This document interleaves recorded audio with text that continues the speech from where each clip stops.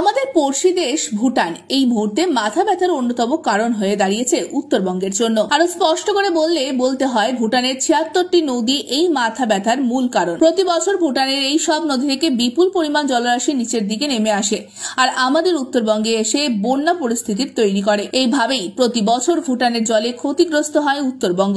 এক্ষেত্রে একটা সমাধান হতে পারত ইন্দো ভুটান রিভার কমিশন, কিন্তু এই ব্যাপারে কেন্দ্র সরকার কিছু করেনি বলেই বুধবার বিধানসভা অভিযোগ তোলেন রাজ্যের বিধায়ক সুমন কাঞ্জিলাল। তিনি বলেন, ইন্দো নেপাল রিভার কমিশন কিংবা ইন্দো বাংলাদেশ রিভার কমিশন থাকলেও ইন্দো ভুটান রিভার কমিশন নিয়ে উদাসীন সব পক্ষ। এক্ষেত্রে রাজ্যের প্রধান বিরোধী দল বিজেপির অসহযোগিতার কারণে বারবার উদ্যোগ নিয়েও এই কমিশন শেষ পর্যন্ত গঠন করা সম্ভব হয়নি। এর প্রধান কারণ, রাজ্য বিধানসভায় প্রস্তাব নিয়ে এসে কেন্দ্রের কাছে প্রতিনিধি দল পাঠানোর জন্য রাজ্যের বিরোধী দলের কাছে একাধিকবার নাম চেয়ে পাঠালেও বিরোধী দল বিজেপি প্রতিনিধিরা বারবার বিষয়টি এড়িয়ে যান এবং এই ব্যাপারে অনীহা প্রকাশ করেন।